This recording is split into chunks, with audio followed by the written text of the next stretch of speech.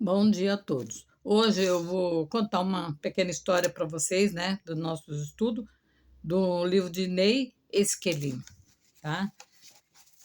Onde ele conta uma história muito interessante que vai ser muito bom para nós. Que diferença uma palavra pode fazer na vida de uma pessoa, né? Vamos saber que palavra é essa. Será possível que uma palavra tão pequena pode causar tanto impacto na sua vida? Será que ela pode mesmo virar a sua vida ao contrário? Qual palavra? O amor tem tanto poder assim? A palavra amor, uma palavra pequenininha. Tanto que ela é dos 10 mandamentos, ela é a número 1. Assim, amarás o teu próximo, né? Vou contar o que aconteceu em uma fábrica de aço. Eu já contei isso aqui uma vez, faz tempo já. Nos arredores de Pittsburgh, no estado de Pensilvânia. Ralph era um operário que trabalhava com ferro. Ele era rude. Não conseguia controlar o seu gênio terrível e mal podia dizer 10 palavras sem praguejar ou blasfemar. Mas aconteceu algo com Ralph. Ele se converteu e essa experiência transformou inteiramente a sua vida quando ele conheceu a Deus. O amor de Deus conquistou e ele começou a viver dentro do maior mandamento. Ele mudou totalmente, ele era outra pessoa. Quando a notícia da sua conversão chegou à fábrica, os companheiros da turma começou a observá-lo atentamente. Estava esperando que o seu gênio se manifestasse e ele começasse a berrar e a praguejar. Eles até faziam algumas coisas erradas, vocês vão ver, para ver se ele tinha mudado mesmo. Não aconteceu nada do que esperavam, de modo que resolveram preparar uma armadilha para Ralph.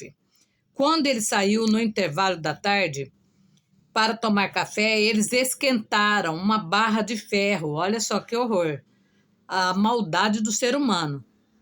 De ferro até que atingisse uma temperatura muito elevada, mas que parecesse estar fria, né? Puseram a barra comprida no chão junto ao lugar onde ele trabalhava e esperava que ele a pegasse.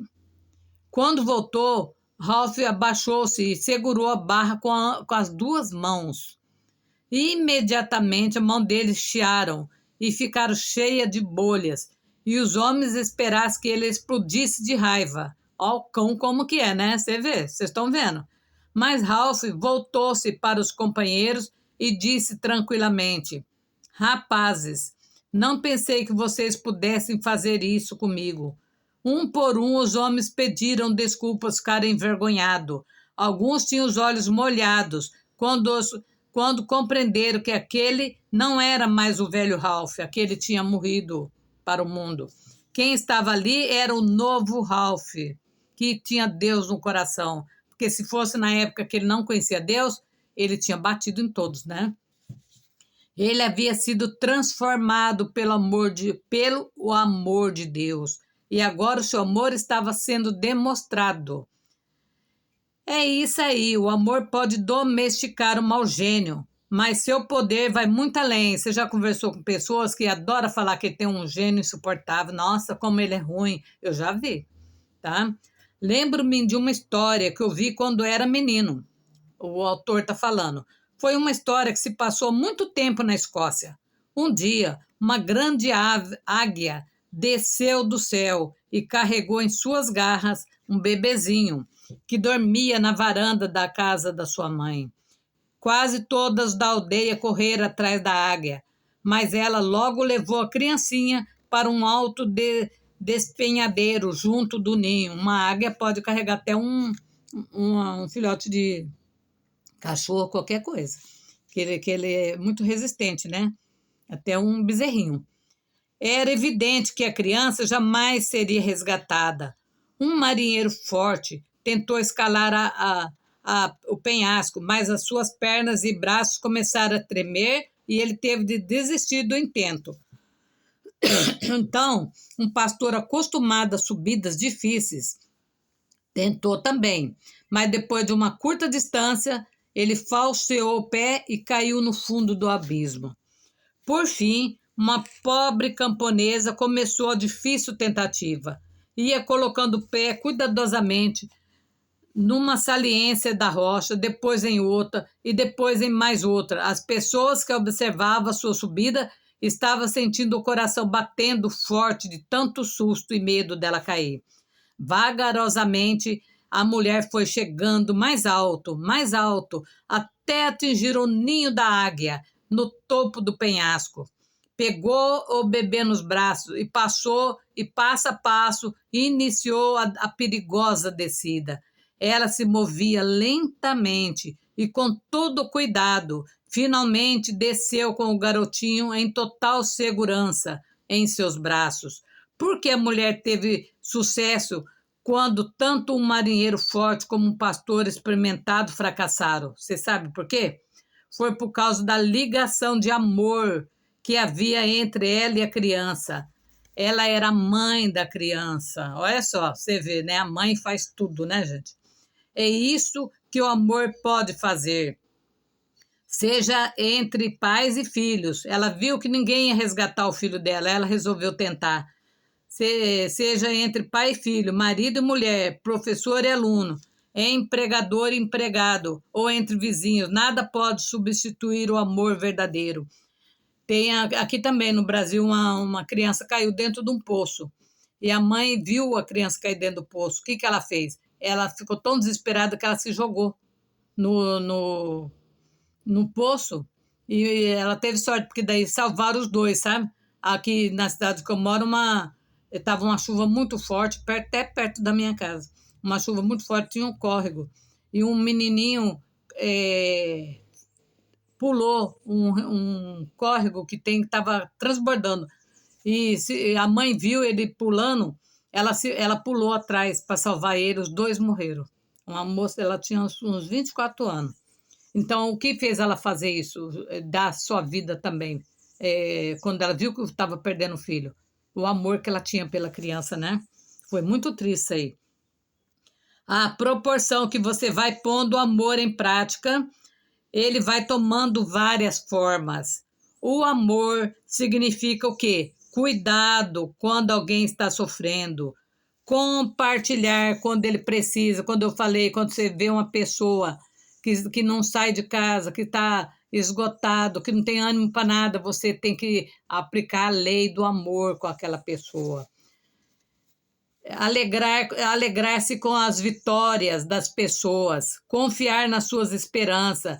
Tem gente que uma pessoa conta uma coisa boa para ela, que aconteceu com ela, ela não se alegra. A inveja é tanto que ela não sabe. Você já viu aquela pessoa que você conta uma notícia boa, a cara dela transforma? Eu já vi. Transforma. Ela não quer saber que você está conseguindo alguma coisa boa. Ela queria mais que você se desse bem mal mesmo, né? Confiar nas suas esperanças. Alegrar-se com as suas vitórias, vitória das pessoas que te rodeiam. Amar, amor, significa sentir o que alguém está sentindo. Um amor verdadeiro, não um amor falso, mentiroso, tá? Tá cheio de amor falso, mentiroso, hein? Amor por interesse. Você já viu, essa aí é a história mais antiga, né? Não ama ninguém, só o dinheiro, mas finge que ama, tá? Você pode ter uma fórmula para o sucesso, aprendida nos livros, um grande desejo, vontade forte, um guarda-roupa de primeira, grandes viagens, um grande sorriso e até mesmo uma conta bancária bem gorda, quem não gosta, né?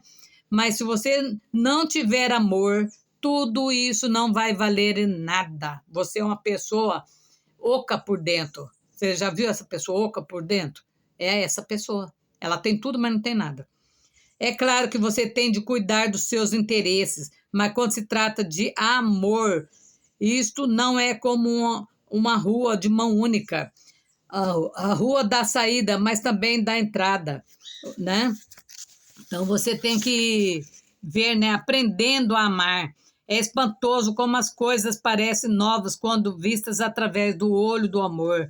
Pessoas que você não aguenta, de repente passa a ter interesse. Um trabalho que você detesta começa a ter sentido objetivo.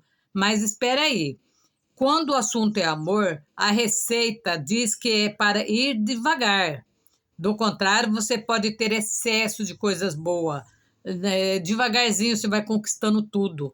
Lembro-me da primeira vez que plantei tomates no meu quintal. Revolvi, o que é o autor que está falando. Revolvi o solo, coloquei as estacas e plantei as mudinhas com maior cuidado. Como eu queria que elas crescessem logo, né? E ficasse linda, maravilhosa.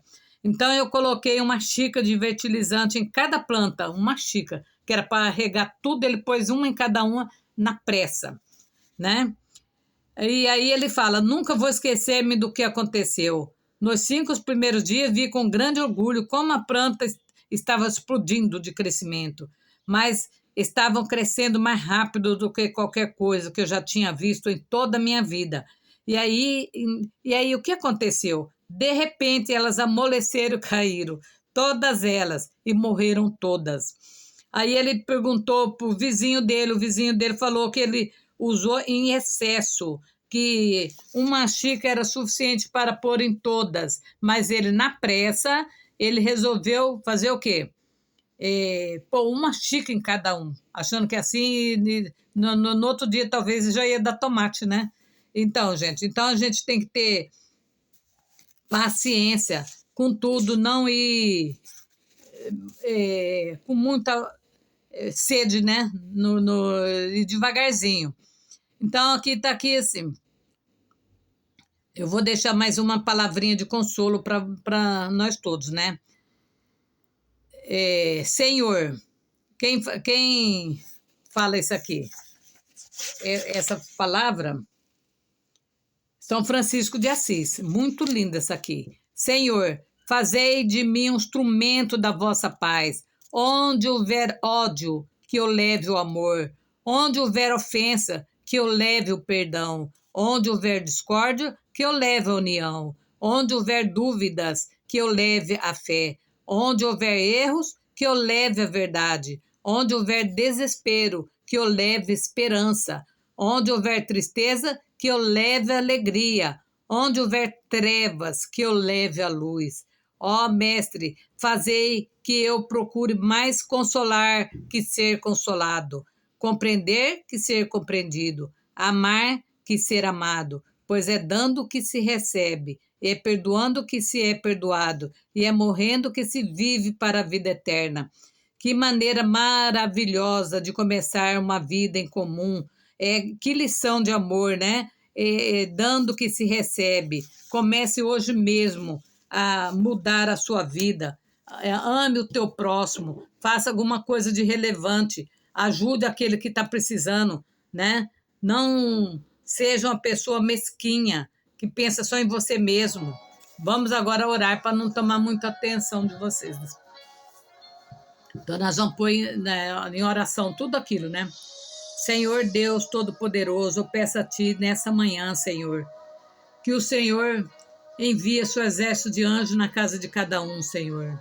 Que o Senhor mude os corações das pessoas, Senhor. Que as pessoas não têm muito amor para oferecer para os outros, Senhor, para o seu próximo. Não pensa mais no seu próximo.